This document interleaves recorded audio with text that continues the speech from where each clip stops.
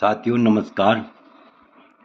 आज का वीडियो का मुख्य विषय है कि योगिनी दशा, जन्म कुंडली में योगिनी दशा पर कैसे विचार किया जाता है, अर्थात जन्म कुंडली में योगिनी दशा कैसे निकाली जाती है। तो देखिए, योगिनी दशा कुल 36 वर्ष की होती है। जन्म कुंडली में योगिनी दशा कुल कितने वर्ष की होती है? 36 वर्ष की। और आप सोच रहे होंगे कि इससे आगे कैसे निकाली जाती है योगिनी दशा।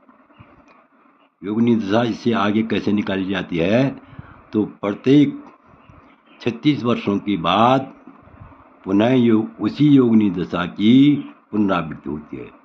जो आपकी क्रमशः योगिनी दशा निकाल रखी है, उसी की क्या होती है?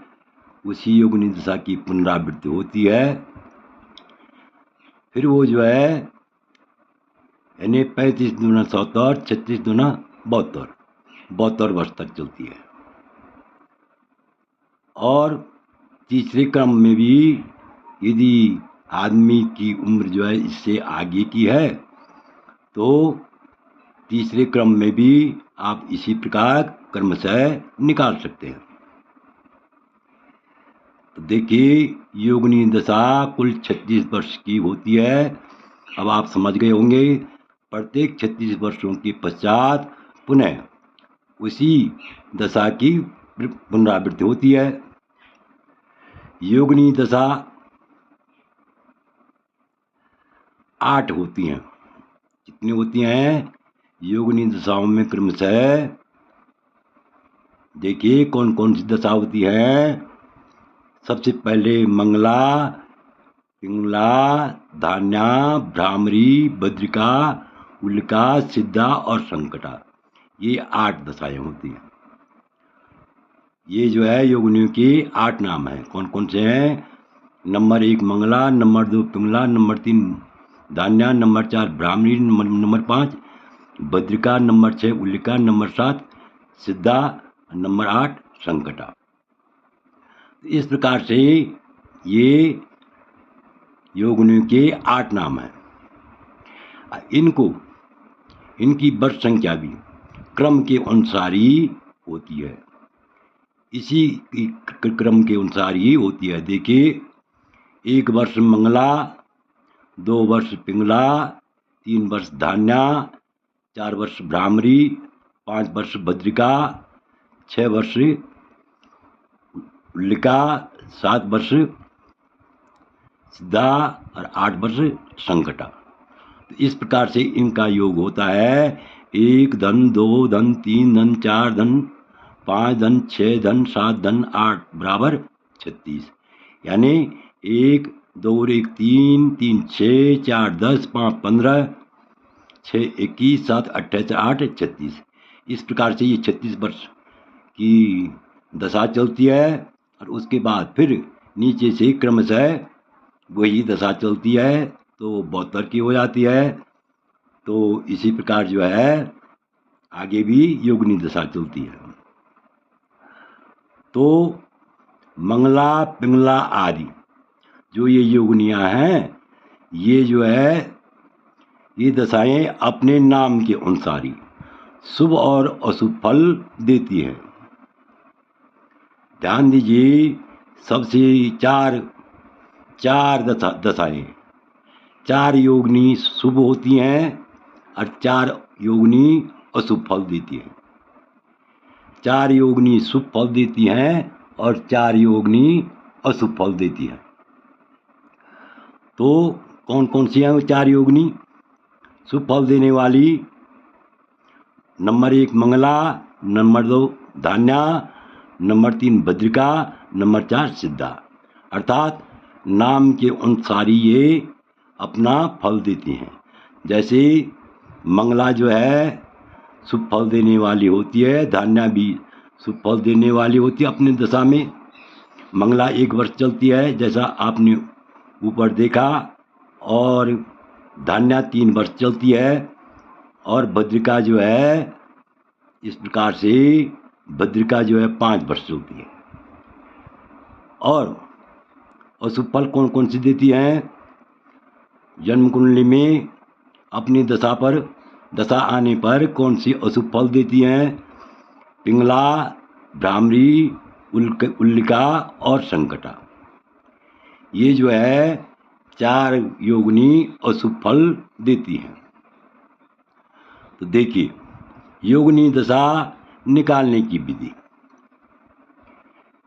योगिनी दशा कैसे निकालते हैं, किस प्रकार निकाली जाती है? तो देखिए अश्विनी नक्षत्र से प्रारंभ करके और अपने जन्म नक्षत्र तक की संख्या में 3 जोड़कर 8 द्वारा भाग देने पर एक शेष बचे तो मंगला। शुरू में मंगला की दशा होती है और उसके बाद क्रम से इसी प्रकार से दशा रखी जाती है। और 2 शेष बचे तो पिंगला की दशा आती है शुरू में और उसके बाद क्रमशः अन्य दशाएं जन्म कुंडली में रखी जाती है। 3 बचे तो धान्या की एवं 8 या 0 बचे तो संकटा की दशा होगी। यानी भाग देने पर 8 या 0 बचे तो संकटा की दशा होती है। समझ गए होंगे आप। तो इस प्रकार से संकटा की दशा होती है। उदाहरणार्थ, उदाहरण के लिए यदि अनुराधा नक्षत्र हो, किसी जातक का जन्म, किसी बालक या बालिका का जन्म अनुराधा नक्षत्र में हो तो अश्विनी से अनुराधा तक गिनने पर 17 की संख्या होती है। मतलब 17वां नक्षत्र अनुराधा का होता है। यहाँ पर ध्यान दीजिए, यहाँ पर उदाहरण है कि यदि जन्म नक्षत्र अनुराधा हो, किसी जातक का जन्म अनुराधा नक्षत्र में हुआ हो तो अश्विनी से अनुराधा तक गिनने पर 17 की संख्या होती है। अर्थात 27 नक्षत्रों में 17वां नक्षत्र कौन सा है? अनुराधा है। आप गिनेंगे अश्विनी, भरणी, कृतिका, रोहिणी, मृगशिरा, आर्द्रा, पुनर्वसु, पुष्य, आश्विका, मघा, इस प्रकार से क्रमशः गिनेंगे तो ये 17 होगा। अनुराधा नक्षत्र जो है 17वां नक्षत्र है। तो 17 नक्षत्र में जो है अब 3 जोड़ेंगे आप। क्या करना है? इसमें धन 3 जोड़ना है। तो 17 3 होता है 20। 17 धन 3 बराबर 20। इसका कुल योग कितना होता है? अनुराधा नक्षत्र का 17 धन 3। यानी कोई भी योग नहीं हो, कोई भी अंक निकले तो उसमें 3 जरूर अवश्य जोड़ना चाहिए। अवश्य जोड़ते हैं, ऐसा नियम है। योगिनी दशा निकालने का नियम है कि जन्म नक्षत्र धन 3 तो योग कितना हुआ? 17 धन 3। 17 धन 3 बराबर 20। अब इस 20 को 8 से भाग देंगे, क्योंकि योगिनी कितनी होती है? मात्र, इसका सूत्र है 8। तो 8 अर्थात 8 योगिनियाँ हैं। तो 8 योगिनियों इसका जो है, इसको 8 द्वारा भाग देने पर, यानी 20 को 8 का भाग देने पर 20 को 8 का भाग देने पर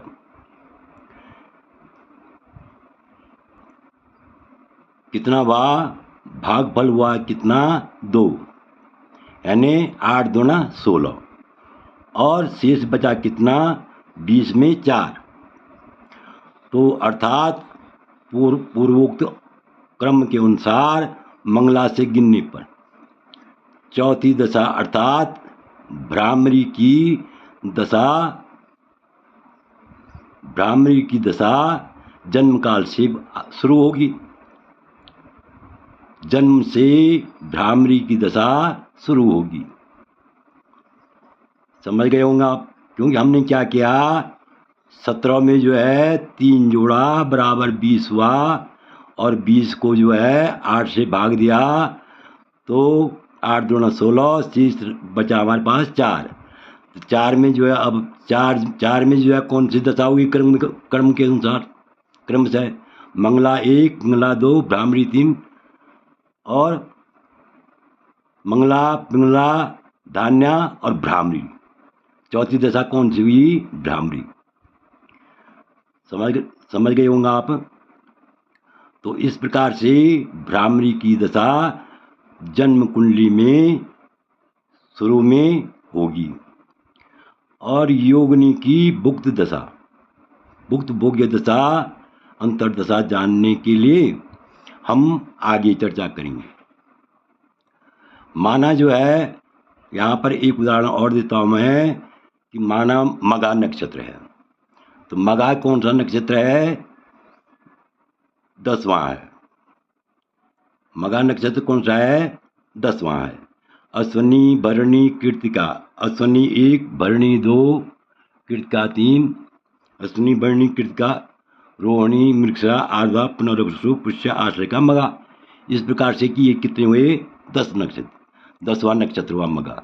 मघा में जो है आप 3 जोड़ेंगे, 10 और 3 कितना होगा, 13। और 13 को क्या करेंगे, 13 को जो है आप 8 से भाग देंगे, तो 2 बार तो जाएगा नहीं भाग, तो 8 कम 8 और 8 5 13, अर्थात 5। तो शुरू में जो है जन्म कुंडली में कौन सी दशा चलेगी, यानी 5 का मतलब यानी भद्रिका, भद्रिका की दशा शुरू होगी। जन्म कुंडली में कौन सी दशा होगी, भद्रिका होगी। और उसके बाद जो है भद्रिका के बाद उल्का, सिद्धा, संकटा, और फिर मंगला, पिंगला, धान्या, भ्रामरी। तो इस प्रकार से ये 8 हो जाएंगी। फिर जो है दोबारा नीचे से इसी क्रम में रखेंगे। तो इस प्रकार से आशा है कि आप इस वीडियो को पूर्ण रूप से समझ गए होंगे, भली बात समझ गए होंगे। यदि आपको यह वीडियो अच्छा लगे तो मेरे चैनल को अवश्य सब्सक्राइब करें, लाइक करें, शेयर करें। वीडियो देखने के लिए बहुत बहुत धन्यवाद।